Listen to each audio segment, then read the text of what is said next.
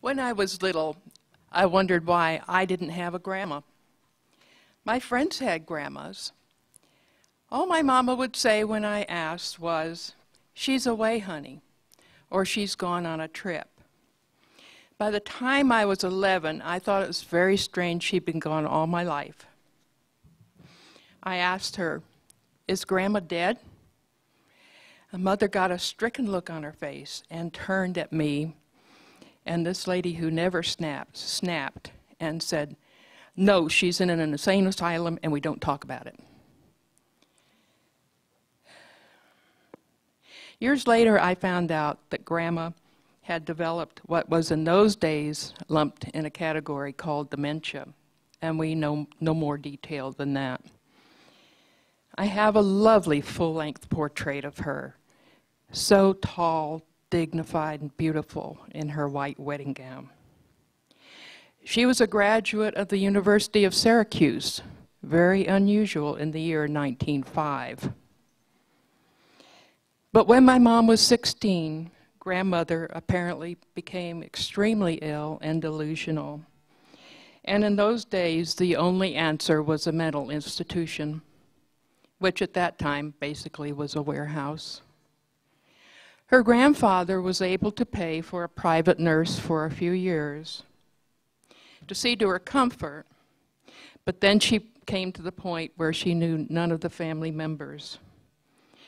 The family was warned by a court-appointed attorney to stay away and not visit her, because the state would come after the principal of a very small family trust that saw to her comfort.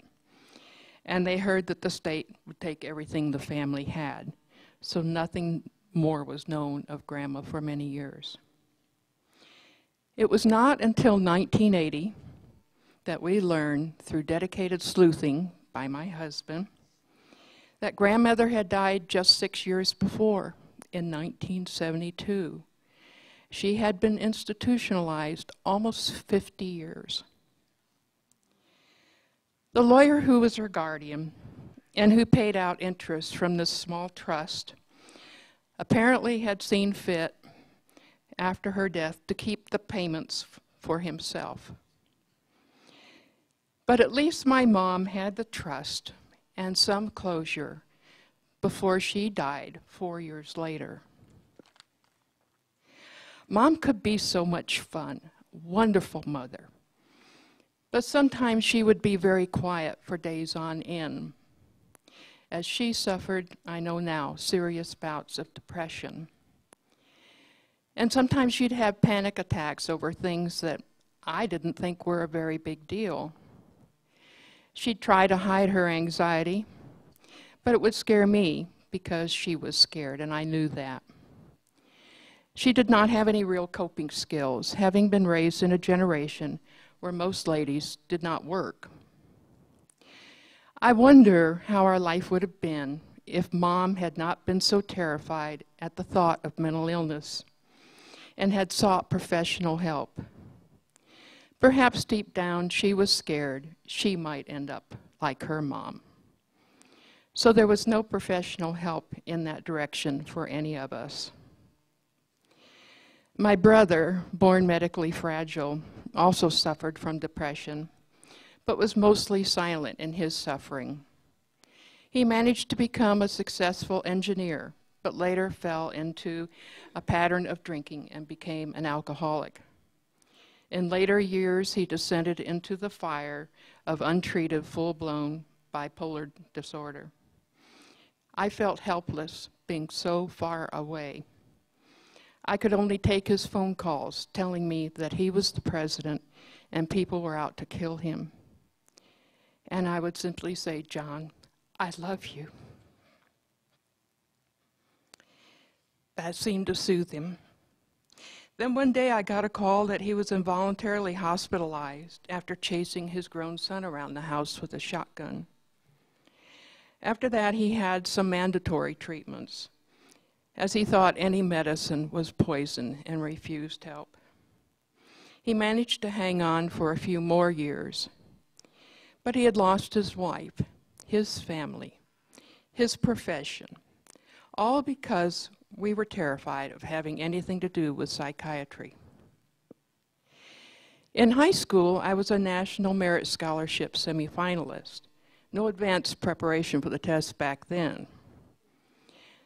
And college never came up, the subject, because I had fallen in love, and my goal was a family. My brother went to college, and that was the norm back then in my family. The boys would go to college anyway. And I expected my new husband to make all the important decisions, and I stayed in my nice little cocoon. But little girls can grow up even in their 30s. And after my dad died, I knew there had to be more to life. I was married to a surrogate daddy, and it wasn't working. I left with my girls, moved, got a job, and started over. Then I had a tremendous gift from God. My present husband walked into my life. We were blessed with a second family late in life, having both raised families in former marriages. This child was so unbelievably difficult and unhappy, and we did not know why. He was so very oppositional, and no matter what we tried. Then we were given a clue by a very smart second grade teacher, and I began to research the subject of ADHD. And ADHD was not something that was even discussed in our part of the state in that day. It was not well recognized. We took him for an evaluation, but were told by a psychiatrist he could not have ADHD because he was not hyperactive. But I knew through my research that hyperactivity was not necessary in order for that diagnosis. And through reading and researching this, I realized there was a pattern through my family in several generations, earlier generations, as well as future generations to come that have this disorder. But at this time with this young boy, I was frantic for help. This situation was putting a strain on our marriage with exhaustion, frustration, and disagreements over discipline threatening its very survival. Then I decided, this is it. The buck stops with me. I wanted help. I saw no reason why I should not seek professional help. And I stumbled across a therapist at this time who I'm sure was God sent. We could afford her as she worked out of her home in order to serve those who were not necessarily affluent, as well as serving the affluent in our community. She was a certified psychotherapist, highly intuitive, and very gifted. She helped us both as a couple and individually, as well as offering suggestions for parenting, although her practice was not with children. The therapy changed all our lives dramatically and forever. I gradually learned how to problem solve and to make important decisions on my own. I remember the time I had advanced to the point that I wanted to buy a car, and I wanted to do it by myself. The money man then came in after I found the vehicle I wanted, and he wanted my husband to sign the papers. I asked why.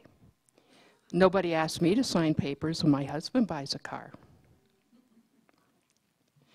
I was told, well, he's the breadwinner. It gave me great delight to inform him that our business was a full partnership, and if he wanted to sell the car, it would be with my signature only. I got the car. And this was a watershed moment in my life. I was 44 years old. Our son not only had ADHD, but also learning disabilities that impacted his written work. School was a devastating experience for him as he was gifted as well. And being gifted, he was told that he was smart, he should be able to do the work. You cannot imagine the heartache of driving a sensitive 9-year-old to school in the morning while he's threatening suicide and tells you that he wants to be a bright flame for a little while, not a little flame for a long time. We were later told he'd developed a full-blown school phobia. And we gave up on public schooling and homeschooled him for several years. I will never forget the time he looked up from a graded paper with tears in his eyes and said, "This is my very first 100 ever." His self-esteem and self-confidence soared along with his rapid academic progress.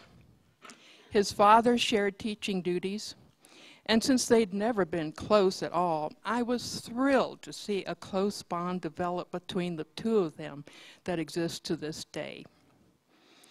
Eventually, I learned about our rights in the educational process, and we managed to gradually reintroduce him back into public school, although in a very protective environment in the high school. With the support of one very dedicated administrator, our son graduated with high honors alongside his non-disabled peers in a regular graduation ceremony. And I think the best thing I ever taught Casey, albeit by just modeling, was strong self-advocacy skills that he can draw on for the rest of his life. To my husband's credit, he took delight in seeing me change from a very dependent stay-at-home mom to a successful business person and advocate for others. He often tells me how remarkable the changes have been, overcoming my anxiety about public performance to become a church organist, taking over the household accounts, co-managing our business and employees, training parents in their children's educational rights, designing several websites from scratch, an advocacy site that advocates both nationally and sometimes internationally. Our marriage has become only stronger in these 32 years, and we now understand it takes two strong people to make a strong marriage.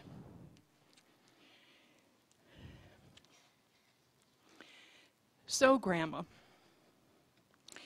today I wish to honor you by bringing you out of the dark shadows and into the light. And I pray if you're looking down that you can smile and say, "This is a good thing."